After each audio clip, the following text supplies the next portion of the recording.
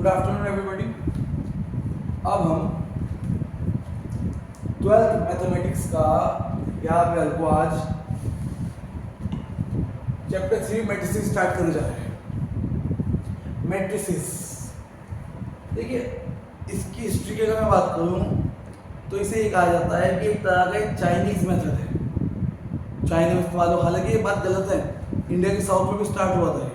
क्या होता है इसमें ज़्यादा कुछ डीपली जाने की जरूरत हमें है नहीं।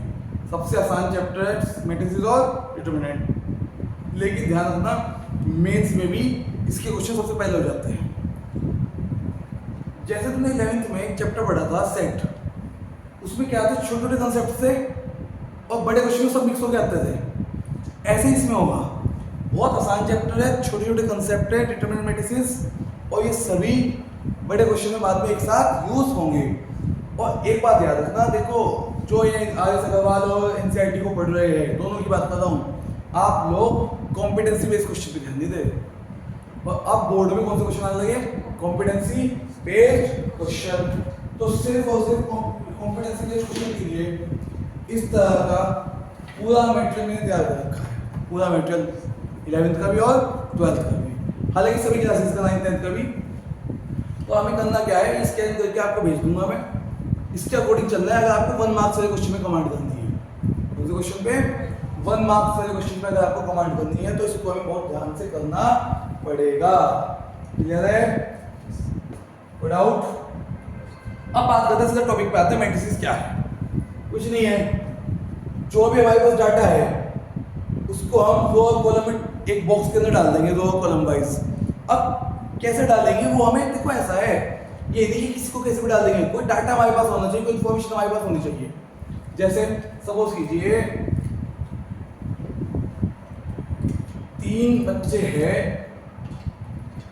अरुण, वरुण,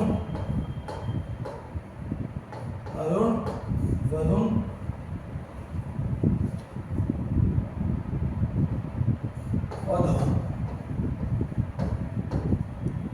3 बच्चे हैं। अब इनके पास एक कुछ के पास तो चॉकलेट है और किसी के पास टॉफी है। मान लीजिए अरुण के पास 4 चॉकलेट है और 3 टॉफी है, वरुण के पास 2 चॉकलेट है, 4 टॉफी है, धवन के पास एक भी चॉकलेट नहीं है तो 0,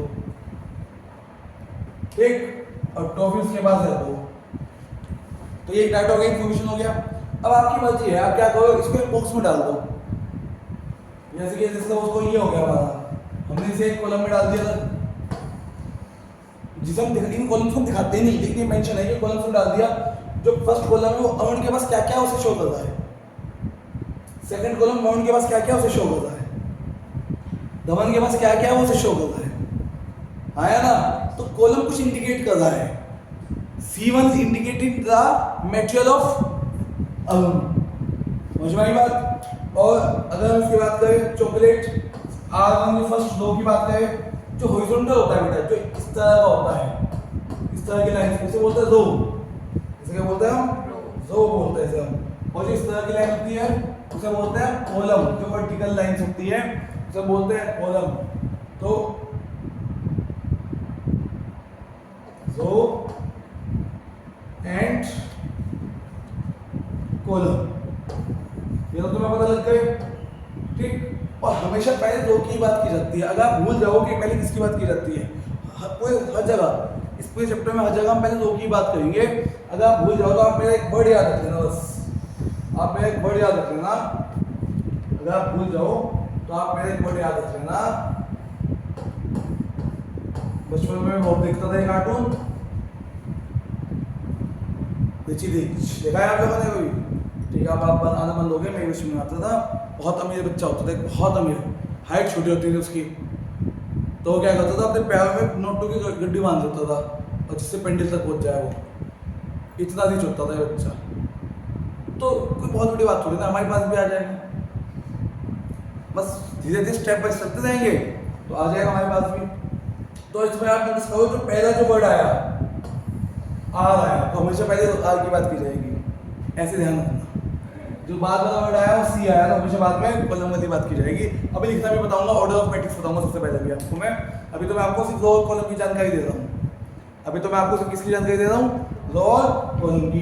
तो अगर मैं इसमें आऊँ तो जो इतना ये है, ये क्या है, R1 है, और ये क्या है अपनी R2 है, सेकंड रो है, आया ना, समझ में आई ये बात।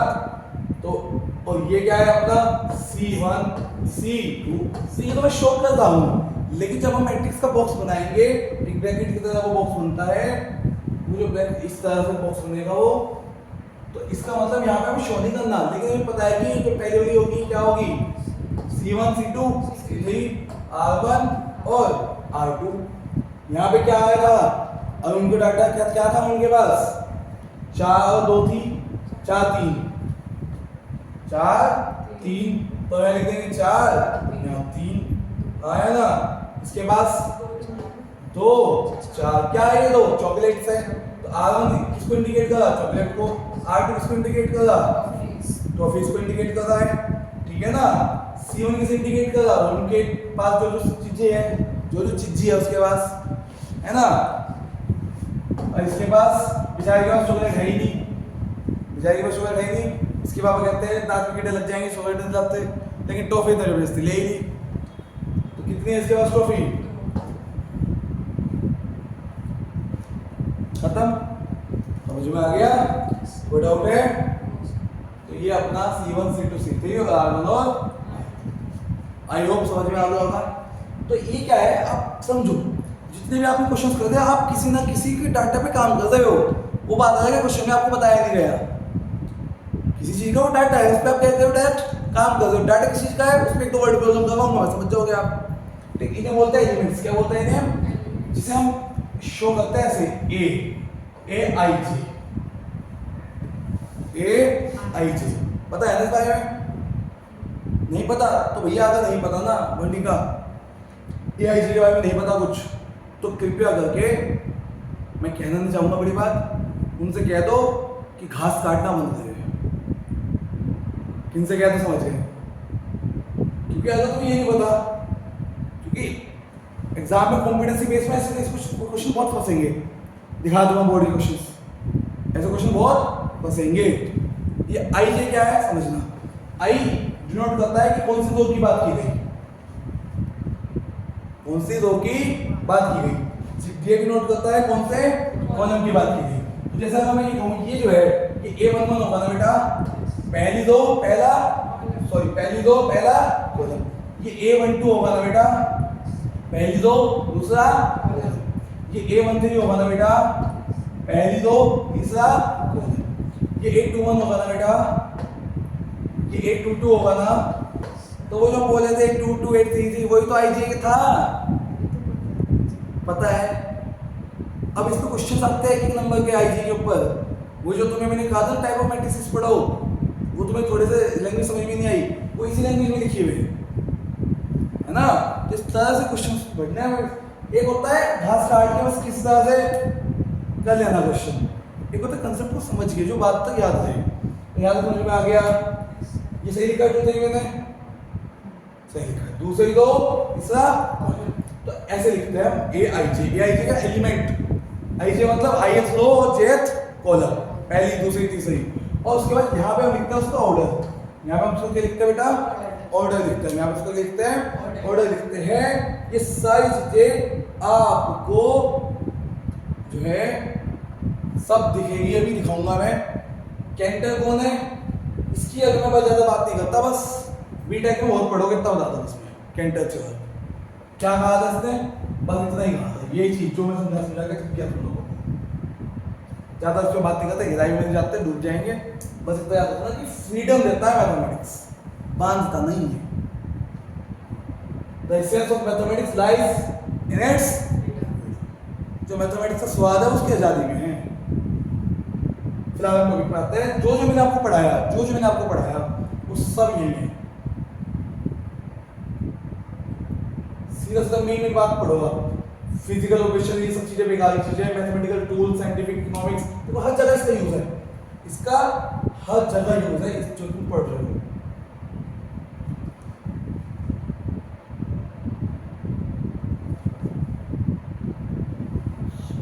आपको लगा होगा मैट्रिक्स का यूज कहाँ है। हालांकि जब हम पढ़ते थे ना, जब हमको चैप्टर चल दिया था, तो मैं दोस्तों से पूछता था यार ये 6 नंबर का क्वेश्चन आ, 6 नंबर का बोर्ड पागल है क्या, 6 नंबर का क्वेश्चन तो ऐसी चीज पे था जिसका यूज हो। क्योंकि हमें तो लगता है इन डब्बों का यूज ही क्या है, इन डब्बों का यूज है, इन डब्बों का यूज मतलब बायोलॉजी में भी इसका यूज है, जेनेटिक्स में हर जगह इसका यूज है। तो इस तरह से पढ़ोगे ना तो ये इसको सिलेक्शन अपने आप होगा। आपको सबसे पहले क्या समझना चाहिए, सबसे पहले कंसेप्ट समझना चाहिए। हमारा नियम यही तो कहता है, हमारा जो फंडा है वो यही कहता है कि सबसे पहले किसे समझो, कंसेप्ट को समझो। कहाँ कहता है बात फंडा, ये देखो ये क्या कह रहा, पढ़ो क्या लिखा, कंसेप्ट्स। पिछले 10 साल से क्या मैं थक गया। जब कंसेप्ट सीखोगे तो अपने आप क्या मिलेगी, नॉलेज। और जब कंसेप्ट सीख के अपने आप नॉलेज पे आ जाओगे, और जब अपने आप नॉलेज पे आओगे, नॉलेज जैसे ही मिलेगी देन तुम्हें नहीं आना, सक्सेस खुद तुम्हारी तरफ चुमेगी। सक्सेस खुद तुम्हारी तरफ चुमेगी जब तुम उस पे आओगे। लेकिन थोड़ा सा ये है ना, कंसेप्चुअल पढ़ाई करनी पड़ती है। फिलहाल हम आगे बढ़ते हैं। मैट्रिक्स के बारे में मैंने आपको बताया, ये सब चीजें मैंने आपको बताई है। ये देखो दादा, देखो मैंने क्या लिया, अरुण ले लिया, वरुण ले लिया, धवन ले लिया, इसने क्या ले ली, राधा, फौजिया और सिमरन ले ली। इसने नोटबुक पेन ले लिया, मैंने चॉकलेट ले ली। पढ़ता मैं तुम्हारे सामने ही, एनसीईआरटी कभी घर नहीं पढ़ी मैंने आज तक एनसीईआरटी, ये स्पेशली चीजें। ठीक, आगे बढ़ते हैं हम। अब वही सब चीजें, वही first row, second row, third row, ये सिखाया सब मैंने आपको। अब उसी चीज में थोड़ा सा यहाँ पे आ गए, यहाँ साइन कोस आ गए, वही डाटा है तो साइन कोस आ गया। इसका मतलब कहीं ना कहीं ट्रिग्नोमेट्री में मैट्रिक्स, यानी कि मैट्रिक्स हर जगह काम कर रहा है। आगे बढ़ते हैं हम। अब मैं ये वाला बता दीजिए, बता देता आपको ऑर्डर ऑफ मैट्रिक्स। उस चीज को मैं पहले पूरा करता हूँ। ऑर्डर ऑफ मैट्रिक्स देखो सिंपल है, बहुत सिंपल है। लिखने का तरीका होता है इसको m into n, m into n, m मतलब number of, total number of row. वही बात, विच आर पहले ही आना है। टोटल नंबर ऑफ रो कितनी है, total number of row 2। Total number of column कितने हैं, तो 2/3। और एक जाता हो, देखो अगर इसकी मल्टीप्लाई कर दो क्या आया, टोटल नंबर ऑफ एलिमेंट निकल जाता है। टोटल नंबर ऑफ क्या निकल जाता है, एलिमेंट निकल जाते हैं। तो ऑर्डर समझ में आगे क्या होता है, m + n की फॉर्म में लिखा होता है। अगर आप ये बुक में देखोगे तो थोड़ा सा आपको हार्ड लगेगा, इसीलिए तो टीचर बैठा है, इसीलिए बैठा है टीचर, क्या आपको हार्ड ना लगे। अब ये समझ में नहीं आएगा क्या चल रहा है, डॉट डॉट सा। ये बताया टोटल जितनी भी m है, ये क्या है, देखो m दो है ना, ये वो बता रहा है m + n। ज्यादा इसके टर्मिनोलॉजी में ना पढ़ो, सब थोड़ा हाई लेवल पे ज्यादा यूज होते हैं। अभी इसमें आपको पता है aij बताया नहीं बताया, aij क्या होता है, एलिमेंट की नोटेशन होती है। और m + n क्या बताता है, उसका ऑर्डर बताता है। m + n क्या बताता है, उसका बेटा ऑर्डर बताता है। m + n क्या बताता है, ऑर्डर। समझ में आ गई बात। ये सब पढ़ाया आपको अभी, ये मेन वुमेन के वर्कर्स आ गए। ठीक, ये सब आगे चलते गए हम। Possible order. अब ये सारे क्वेश्चंस करने से पहले मैं आपको बताता हूँ कुछ क्वेश्चंस। एक्सरसाइज पे आते हैं हम। पहले एक्सरसाइज का पहला क्वेश्चन, ठीक, इसको हम उठा लेते हैं थोड़ा सा। पहले एक्सरसाइज का पहला क्वेश्चन बेटा,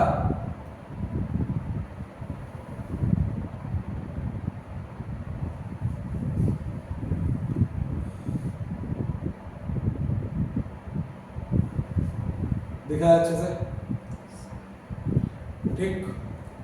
सबसे पहले पूछो ऑर्डर बताओ। ऑर्डर बताने की टेंशन ही नहीं है। कितनी दो है, कितनी दो है, तो 3 दो है, तो यहाँ पे क्या आ जाएगा, 3। ठीक, 3। कितने कॉलम है, 3/4। तो ऑर्डर कितना हो गया, 3/4। फिर उसके बाद नंबर ऑफ एलिमेंट्स 12। देखना ही तो इसकी मल्टीप्लाई कर देनी है अपने को। फिर उसके बाद पूछा राइट एलिमेंट a13 पूछा है। a13 का मतलब पहली दो का तीसरा एलिमेंट, पहली दो तीसरी कॉलम का एलिमेंट। तो पहली दो ऐसे कट करती है और तीसरी कॉलम यहाँ, तो ये आएगा। और ये जो एलिमेंट था अपना, ये क्या था, 19 था। क्या था ये अपना एलिमेंट, 19 था। समझ में आ गया। तो ऐसे एलिमेंट्स निकाल लेंगे, नहीं निकाल लेंगे, बहुत इजी चैप्टर है ये और बहुत जल्दी खत्म हो जाएगा। एक हफ्ते में 10 दिन में दोनों चैप्टर खत्म हो जाएंगे। ठीक है ना, आगे बढ़ते हैं हम। क्वेश्चन नंबर 2 इंपॉर्टेंट है थोड़ा सा, आईएएस में भी बहुत जगह देखने को मिलेगा। क्वेश्चन नंबर 2 और 3 दोनों एक जैसे हैं, दोनों को एक बार हम अपना बताते हैं।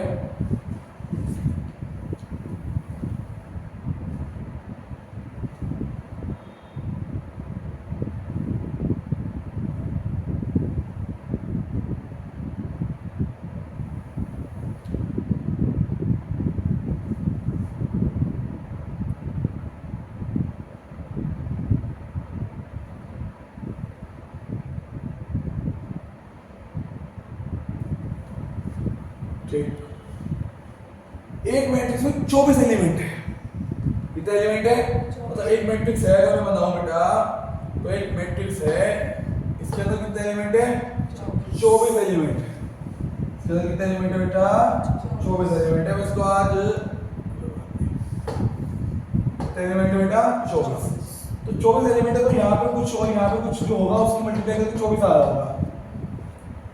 तो ये तो पूछ रहा है कि पॉसिबल ऑर्डर बताओ क्या क्या हो सकता है, कितनी दो कितनी कॉलम बन सकती है। तो जाहिर सी बात है आपको मैं सिंपल तरीका बता रहा हूँ, यहाँ 1 लिखो और इसको बढ़ाते चल जाओ। क्या लिखो? 1 लिखो और इसको बढ़ाते चल जाओ।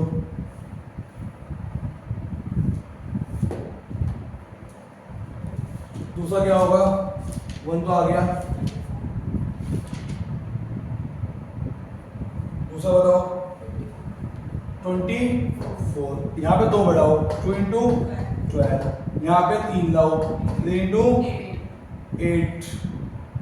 फिर अगला ऑर्डर 4 into 6। अगला ऑर्डर 6 into 4। अगला ऑर्डर 8 into 3। अगला ऑर्डर 12 into 2। अगला ऑर्डर 24 into 1। और भी कोई पॉसिबल है? इसे बढ़ाते चलना है, वो अपने आप होता चल जाएगा। हाँ या ना? 1 2 3 4 5 6 7 8 ऑर्डर पॉसिबल है। हाँ,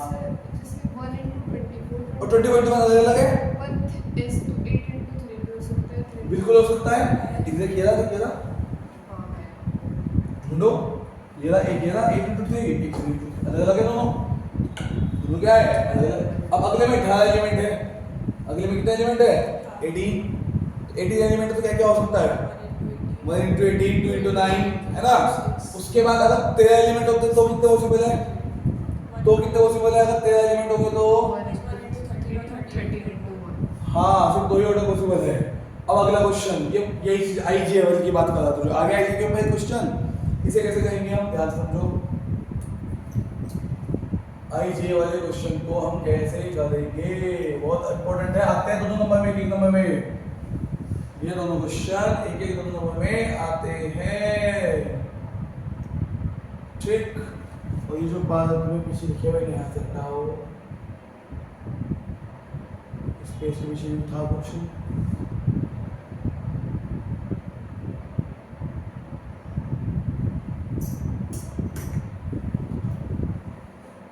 ठीक है, चलिए अब हम अगले क्वेश्चन को बताइए। देखो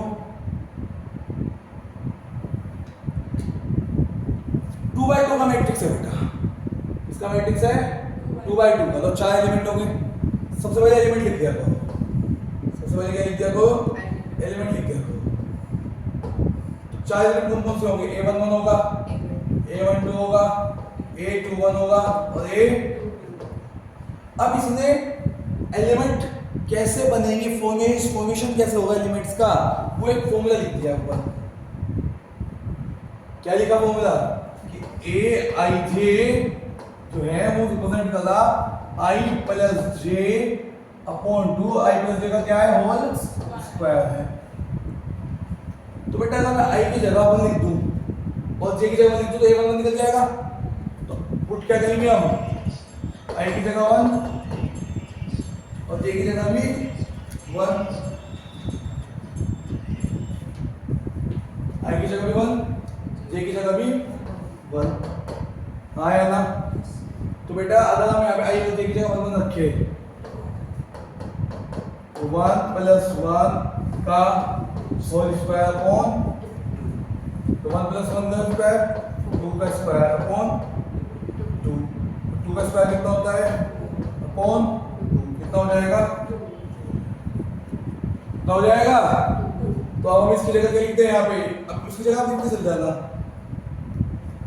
यहाँ बना रहा हूँ लिखते चल जाना। पहले एलिमेंट कितना आ गया, अब आप क्या करोगे, एक बार आई की जगह 1 और एक की जगह क्या लिख दोगे 2, तो ये 1 2 आ जाएगा। एक बार आई की जगह 2 और एक की जगह 1 लिखोगे तो 1 2 1 आ जाएगा। एक बार आई की जगह 2 और एक की जगह 2 लिखोगे तो 1 2 आ जाएगा। बोलिए समझ में आया, कोई डाउट। अगला क्वेश्चन उठाए, ये और भी अच्छा क्वेश्चन लगता है। इसमें थोड़ा सा आगे मॉड्यूलस आ गया, इसमें एग्जाम में ऐसे क्वेश्चन आएंगे। इसमें ये क्या आ गया आपका मॉड्यूलस आ गया, इसमें अपना क्या आ गया बेटा, क्या आ गया बोलो मॉड्यूलस। ये वाला तो ये वाला बढ़िया लगता है क्वेश्चन अपने को। इसमें क्या आ गया मॉड्यूलस, घबराने की जरूरत नहीं है। पहले तो 3/4 का ये देखो, इसका बेटा 3/4 यानी कि 12 एलिमेंट होंगे, 3 रो 4 अपने पास है इधर कॉलम। तो A11 A12 A13 A14 A21 A22 A23 A24। तो अगर हमें इधर सुनो फॉर्मूला सामने लिखा है, कोई भी एलिमेंट निकालना, मैं A1 निकालता हूँ 2 3, ठीक।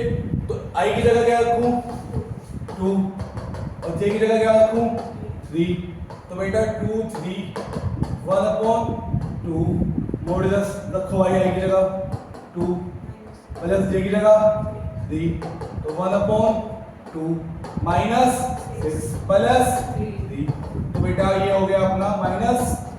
अब ये जो है मॉड्यूलस है, जो 11वीं में बहुत डिटेल में पढ़ा, लेकिन यहाँ पे इतना डिटेल नहीं, सीधा सीधा अपना फेंकना है इसे, माइनस को फेंका तो सीधा आ गया 3/2 आ गया। कोई को सोल्व करते चलना है, लास्ट में अपना 3/2 लिख देना, एब्सोल्यूट फंक्शन है आया ना, ऐसे सारे लिमिट्स निकल जाएंगे। उसके बाद नेक्स्ट कांसेप्ट आता है अपने पास इक्वल मैट्रिक्स का। इसका आता है बच्चे इक्वल मैट्रिक्स का। अब एक बात सुनना, कोई भी दो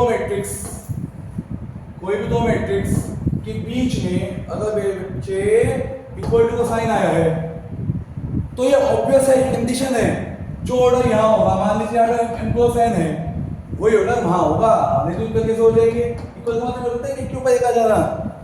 तो अगर यहाँ पे मान लीजिए 2 3 4 5 6 7 है, ठीक, और यहाँ x y z m k j है,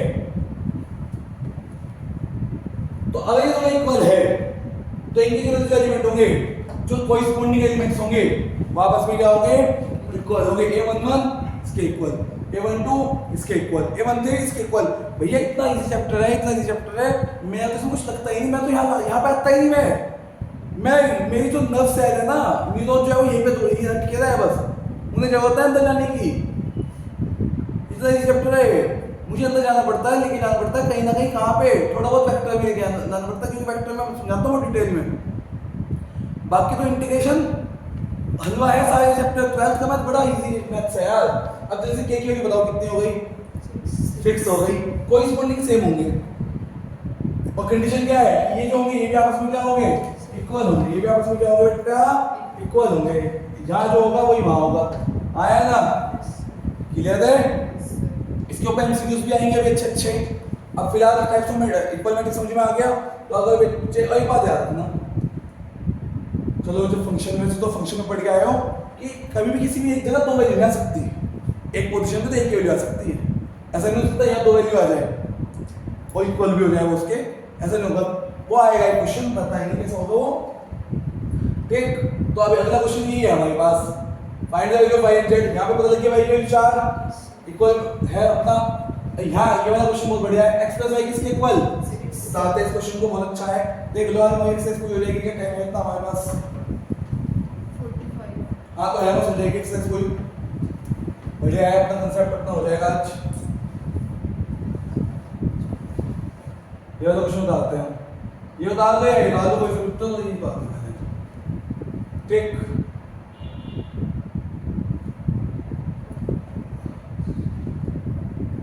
क्या कह रहे हो, यही तो कह रहे हो कि मेरे बच्चे x + y किसके इक्वल है, 6 6 के इक्वल है, 2 तो 2 के इक्वल हो गई, 5 प्लस z 5 के इक्वल है, तो बच्चे तो आ गई वैल्यू, 5 से 5 कट गया तो 0 होगी z की वैल्यू, ये 5 तक पहुंच गया, z तो कुछ बात नहीं है, तो z कितना हो गया 0। अब बचा क्या x और y, x प्लस y 6 है तो x y कितना है, अब आपके पास दो ऑप्शन है, नहीं सब्स्टिट्यूशन लगाओगे तो क्वाड्रेटिक बनेगी, सब्स्टिट्यूशन लगाओगे तो क्या बनेगी, क्वाड्रेटिक बनेगी। अगर आप क्या लगाओगे, सब्स्टिट्यूशन लगाओगे, सब्स्टिट्यूशन लगाओगे तो क्या बनेगी, क्वाड्रेटिक। और अगर आप लोगों ने 10th बहुत अच्छे से किया होगा, 9th बहुत अच्छे से किया होगा, मैंने डायरेक्ट बताया था क्वाड्रेटिक से भी डायरेक्ट। अगर मेरे पास x प्लस y है तो मैं x माइनस y निकाल दूं तो एलिमिनेशन लग जाएगा, दोनों तरीके से है। इसमें नीचे इक्वेशन से x की वैल्यू, हाँ तब क्वाड्रेटिक बनी, बता तो रहा हूँ। अगर मान ले बेटा x की वैल्यू कितनी है, x की वैल्यू 8 बाई y है, अगर उस वैल्यू को मैं यहाँ रिप्लेस करूंगा x प्लस x की वैल्यू इधर 8 बाई y, चलो ऐसा कर लीजिए, तो अपने पास बच्चे x की वैल्यू हो गई अपनी 8 बाई y, 8 बाई y, इस x की जगह रखो मैं 8 बाई y, 8 बाई y और y की जगह y है इक्वल टू 6, क्या कह लेंगे हम, ठीक। ये कितना हो जाएगा, इधर अगर मैं पहुंचूं तो 8 plus upon y equal to 6, ये तक पहुंच जाएगा तो 8 प्लस इक्वल टू, ये तो जाकर माइनस होगा, बन गई क्वाड्रेटिक। तो एक तरीका तो ये क्वाड्रेटिक बनने के बाद सोल्व करो। मैं चाहता हूं कि आप ये तो जानते ही हो, 12th के बच्चों को थोड़ा सोल्व करना सिखाऊंगा मैं, ये तो आप जानते ही हो। दूसरा तरीका क्या है, x प्लस y 6 है और x y कितना है 8, दूसरा तरीका सीखो, x प्लस y कितना है 6, x y कितना है 8, है ना। एक फॉर्मूला था बेटा, x माइनस वाई का whole square equal to x plus Y का whole square minus 4xy। Tenth में बहुत बताता हूँ मैं इसे, तो याद करना सिंपल तरीका, यहाँ माइनस है यहाँ भी माइनस है, अगर आपके पास माइनस वैल्यू यहाँ प्लस लिखोगे तो यहाँ भी क्या आएगा प्लस आएगा, वो इधर से एडजस्ट हो जाएगा। इसकी वैल्यू कितनी है 6 का स्क्वायर 36, x प्लस y की वैल्यू 6 का स्क्वायर 36, x y की वैल्यू 8, 8 4 जा 32, तो जल्दी होता है ना। तो x माइनस y की जो वैल्यू हो गई, ये स्क्वायर हो जाएगा रूट में बदल जाएगा, अब तो स्क्वायर है, तो x माइनस y की जो वैल्यू हो गई वो कितनी हो गई, प्लस माइनस उधर जाके 4 हो जाएगा ना, तो रूट 4 यानी प्लस माइनस 2, क्या हो जाएगा प्लस माइनस 2, तो इसको मैं डायरेक्ट लिख दूं प्लस माइनस 2, आया ना। तो ये प्लस माइनस कितना हो गया 2, तो एक बार दो वैल्यू हो गई, क्वाड्रेटिक करते तब भी 2 बनती। तो अब आपके पास इन दोनों में क्या लगा दो आप, एलिमिनेशन, तो x plus y equal to 6, elimination लगाएंगे 2x इक्वल्स टू 6 और 2 8, तो x अपने का कितना आ गया 4 आ गया x, यहां पे लगाएंगे elimination, x plus y equal to 6 में एलिमिनेशन लगाएंगे y गया तो 2x, यहां से x कितना आ गया प्लस 4, एडिंग तो किया तो x कितना आ गया इधर से, यहां से 2 आ गया। अब अगर x 2 है तो y कितना होगा, इसमें इक्वेशन में पुट कर दीजिए, x 2 है तो y कितना हो जाएगा 4, x 2 है ना, 2 तो पहुंच गया 4, और अगर x 4 है तो y कितना है 2, तो ये 2 आंसर आ गए हमारे पास, अपने पास ये 2 आंसर आ गए, तो ये आ गया और एक अपने पास आ गया, तो ये आ गया, एक अपने पास ये आ गया, आया ना। x4 y2, तो x2 y4, क्लियर है। ये तो पूछा था x y के लिए बताओ, तो बता देना x के लिए, अगर 4 है तो y कितना है 2, और अगर x 2 है तो y कितना है z आ गया, खत्म, कोई डाउट। इससे अगले क्वेश्चन पे अगर मैं आऊं, इससे अगले क्वेश्चन पे अगर आऊं बेटा मैं, ये देखो ऐसा है, अपने को थोड़ा सा स्मार्ट बनने का, हर क्वेश्चन के पहले उठाने का। x प्लस जेड कितना है बच्चे? तो आपको पता है दोनों का सम 5 है और ये इसके इक्वल है, तो y कितना हो जाएगा? 9 माइनस 5 4 आ गया y। अब y यहाँ रखते 4 तो z कितना आ गया? 3 आ गया। z सीधे आ गया, z यहाँ रखते तो x कितना आ गया? थोड़ा स्मार्ट बनो, अपना एमसीक्यू में आएगा ये क्वेश्चन। ठीक है, आगे बढ़े, बोलिए। आज जो मैं साइड बुक की सॉरी साइड बुक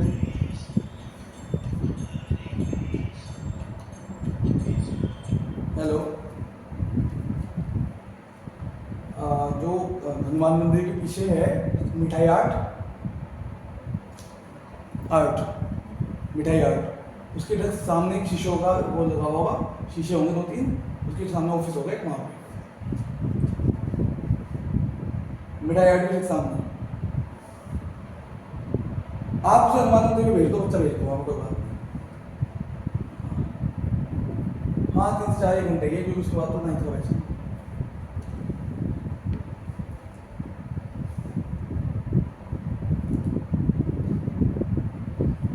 यहाँ तक आगे समझ में कोई डाउट?